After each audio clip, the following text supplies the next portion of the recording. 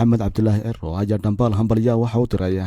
ciidamada qalabka sida ee Soomaaliland oo ay ku beegan tahay aas-aaskoodii ciidamadan oo 26 sano ay ka soo wareegtay markii dhidibada loo taagay isla markaana lagu dhawaaqay ciidamada qaranka Soomaaliland ayaa waxa uu gudoomiyaha xisbiga mucaaradka wadani qoraal kooban oo soo gaarsiiyay telefishinka caalamiga Saba uu ku yiri waxa aan u rajaynayaa ciidamada qaranka saraakiil ku-xigeenada dableyda xaasaskooda iyo caruurtoodaba in ay nolol wacan iyo horumar ay ku gaadhaan xuska hambalyada iyo naftood horayaasha ciidamada qaranka waa xus qaran oo huwan xurmo qaran sidaas darteed xisbiga wadani waxa aanu marnaba hilmaamin kaalinta weyn ee ciidamada qaranku ku leeyihiin amniga jamhuuriyadda Soomaaliland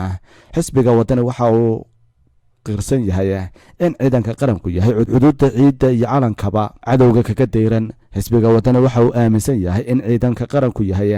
astaanta qarannimada iyo jiritaanka dawladnimada in uu yahay hogi iyo harkii shacabka jamhuuriyadda Soomaaliland iyo in ay yihiin lama huraan lagu leeday oo lagu ladnaaday xisbiga wadani waxa uu mar walba qiraya doorka haybadda leh ee ay ku leeyihiin horumarka iyo horusocodka dalkana waxa aan idin aqoonsanahay xisbi ahaan in aad tihiin hiilkii iyo hubkii muwaadiniinta jamhuuriyadda Soomaaliland gudoomiyuhu war-saxaafadeedkiisaasi oo dheera waxa uu ku yiri waxa aan xisbi ahaan ka marag iyo markhaati nahay duruufaha adag ee ku gadaaman ciidanka qaranka sida mushaharka iyo gunnada oo ah mid nolosha iyo qoyskiinaba aan ballanqaadkii gudoomiyaha xisbiga wadani ee xilligii ololuhu waa lama taabtaan waxna lagama bedelayo waxa aan rabnaa in aad guryo iyo goobo idin qalma ku noolaataan xerooyin iyo xarumo dhammaystiran dhex joogtaan cusbitaallo iyo daryeelo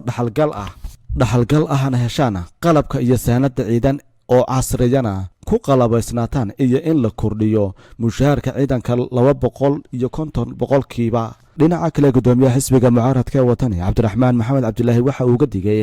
xukuumadda talada haysa in ay siyaasadeyso ciidamada qaranka xisbiga wadani waxa uu ga digaya xukuumadda kulmiye ee talada haysa in la siyaasadeeyo arrimaha ciidanka qaranka xisbiga wadani waxa uu arkaa in ciidanka qaranka darajadiisa lagu qaybiyo xeer xilkasnimo dadaal iyo daacidnimo ayuu ku yiri gudoomiyaha xisbiga mucaaradka wadani war-saxaafadeedkaasi uu soo saaray kaas oo ku saxina afayeenka guud ee xisbiga mucaaradka wadani